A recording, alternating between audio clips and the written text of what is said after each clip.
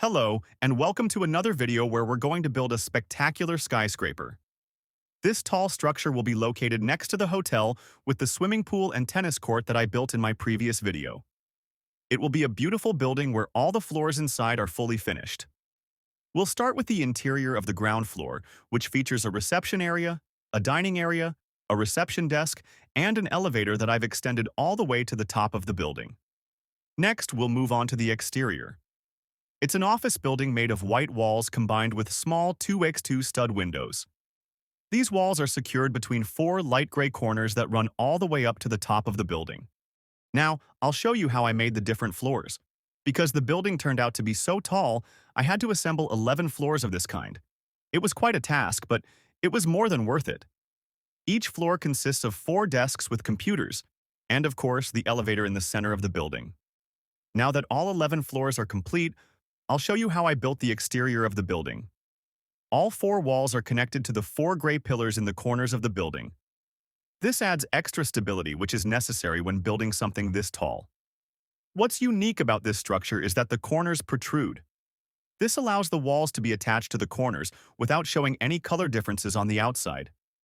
In the following clips, you can clearly see how the elevator runs through the floors to the top of the building. Doesn't it look amazing? Now that the lower part of the building is finished, I realized just how many windows and white bricks are needed for this structure. So, I had to go to my local Lego store to buy the bricks from the pick-a-brick wall. The entire city now weighs about 50 kilograms. If I wanted to buy 50 kilos of Lego from Lego.com, assuming $10 per 100 grams, this would mean the city has cost me about $5,000 so far. Do you want to support this project? You can do so by liking this video and subscribing to my channel. Now, back to the build. I filled no less than 7 large pick-a-brick boxes and got 5 Lego minifigures as a gift this time. Since I visit so often, they know me by now and sometimes offer me perks. For example, the staff retrieves bricks from the stockroom that aren't on the pick-a-brick wall, so I always get what I need. That worked out well because I needed a lot of white 1x2 stud bricks. I ended up filling 3 boxes with just these bricks. The other 4 boxes were filled with 2x2 stud windows, which I need to complete the second part of this skyscraper. The 7 boxes cost me a total of $140, but this is still cheaper than if I had placed this order on Lego.com. That's why I always leave my local Lego store with a good feeling. To finish this skyscraper, I also placed an order on Lego.com, and just look at the result. All of this cost me around $200, but it was worth every penny. The entire table is covered with new bricks, and that's exactly how I like it. Doesn't it look amazing? This is always my favorite moment after buying Lego. It's such a great feeling when your workspace is organized, and you can continue building in a structured way. As you can see in the footage, I've also filled 2 boxes with 2x5 stud windows. I'm going to use these for my next skyscraper. Additionally, I've stacked some 4 or 6 stud dark gray plates, which I'll be using as a base. My light gray plates are nearly depleted due to this gigantic project. Enough about buying Lego, let's get back to building. Now you can clearly see how I made the first floor of the upper section of the skyscraper.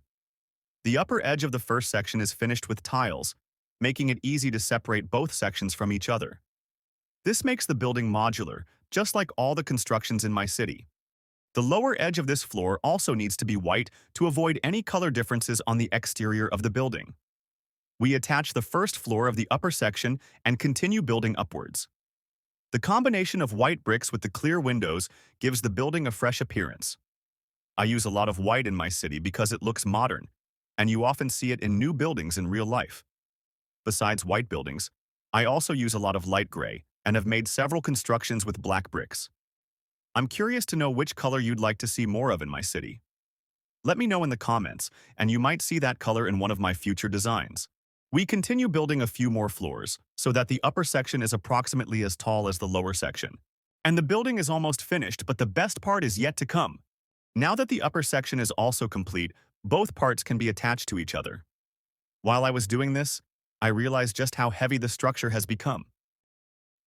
I decided to weigh it, and guess what? It weighs 4 kilograms in total. If we calculate again with $10 per $100 grams, the total cost for this building would be $400. Now that the upper floors are complete, it's time to build the final floor. I decided to make the exterior of the top of the building entirely out of glass so that you can clearly see the interior. This floor features a rooftop garden where employees can enjoy a beautiful view among the plants. It's important to have this kind of space after spending so much time working behind a computer. Now that the final floor is done, we move on to the roof. The roof is equipped with two large fans that provide fresh air to the building. Nice design, don't you think? Of course, this roof is also equipped with an antenna so that airplanes can see the top of the building when flying over the city.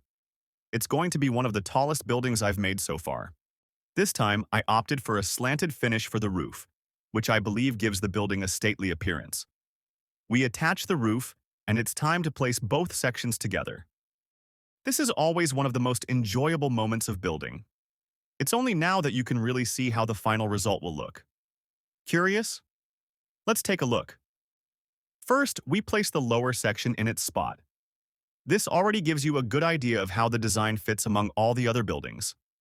Not bad, right? Now it's time to attach the second section. Fortunately, this is very easy to do by using just a few attachment points. We press the upper section firmly together, and look, another beautiful skyscraper completed. It's become one of the tallest buildings, and if you ask me, it fits perfectly with the rest of the constructions. The white color is exactly what the city needed. I'm also very pleased with my decision to equip the top floor with a large glass wall, which sets it apart from the rest of the building. This gives the design a unique appearance. The skyscraper is almost 3.5 feet tall, which makes it to scale from a Lego minifigure's perspective. This is something I always try to achieve when designing my buildings. It often takes up a lot of space, but it makes the effect so much more realistic. It takes time and a lot of energy, but when I look at the final result, it's been more than worth it. Now that we're looking at the building from the bottom up, you can really see how tall it has become. From the perspective of a minifigure, it feels just like walking in New York. Exactly the result I wanted to achieve with this project. What do you think of this skyscraper? Leave your opinion in the comments. It's the 9th tall building in the city, and there's one more to come.